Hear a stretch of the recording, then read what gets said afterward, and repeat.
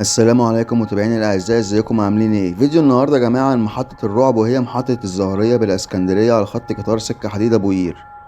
والمحطه يا جماعه زي ما حضراتكم عارفينها، الايام اللي فاتت دي كانت مليانه بالبلطجيه وتعاطي المخدرات على المحطه يا جماعه. كل ده وده بيأثر في امين وبيعمل رعب لركاب القطر، واي حد بيعدي على القطر بتلاقي اللي واقف يقول له عايز حاجه يا صاحبي انت منين. انا والله يا جماعه وانا بصور الفيديو ده حصل معايا كده النهارده. لقيت واحد بيوقفني، انت منين يا صاحبي؟ هات سيجاره مش هات سيجاره. فلقيت امين الشرطه الله يبارك له دخل عليه، هات بطاقتك انت منين. يعني بص بالصدفه وانا هناك. فهناك يا جماعه في حملات مستمره كل يوم باستمرار على فكره. واي حد بيروح يفكر يقف هناك ولا يتبلطج ولا يعمل اي حاجه، الحكومه بتمسكه. لحد ما حضراتكم شايفين المحطه بقت عامله ازاي يا جماعه. طبعا الاماكن اللي قدام حضراتكم ده يا جماعه كان بيقف فيها ناس تعاطي المخدرات وكده، وبيقعوا على المحطه عادي ومتسولين. انتوا عارفين المحطه كانت عامله ازاي. فخلاص يا جماعة المحطة بتنضف، مش هيبقى فيه الكلام ده تاني نهائيا خالص.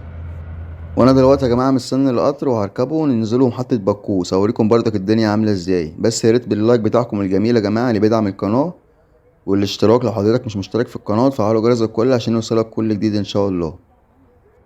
وبعد الشكاوى حصل يا جماعة تم وضع 2 عدد امناء شرطة تابعين لمباحث اسم رمل تاني ومباحث السكة الحديد على محطة الزهرية يوميا، وبصفة مستمرة من الساعة 6 صباحا حتى الساعة 12 صباحا، لمنع يا جماعة أي حد يقف على المحطة بقى يتبلطق ويعمل الحاجات اللي انتوا كنتوا عارفينها دي. وبنشكر العقيد أحمد بيه رئيس مباحث السكة الحديد، وبنشكر محمد بيه رئيس مباحث اسم شرطة الرمل تاني، ورجال مباحث الاسم الأفاضل. شكرا المحترم الخلوق الأستاذ رضا السيد للمجهود العظيم. وتستمر الحملات يا جماعة، والحملات ثابتة ومستمرة. وده يا جماعة خبر حبيت اقوله لحضراتكم على الناس اللي ما تعرفش ايه اللي حصل في محطة الظهرية. انا عايزكم بقى تروحوا، اللي كان بيركب القطر يركب عادي وينزل محطة الظهرية ويقعد على المحطة كمان، ومفيش اي حاجة، والدنيا بقت امان وجميلة يا جماعة. سلام، وان شاء الله انتظروا مني فيديو جديد، وحافظ الله مصر واهلها.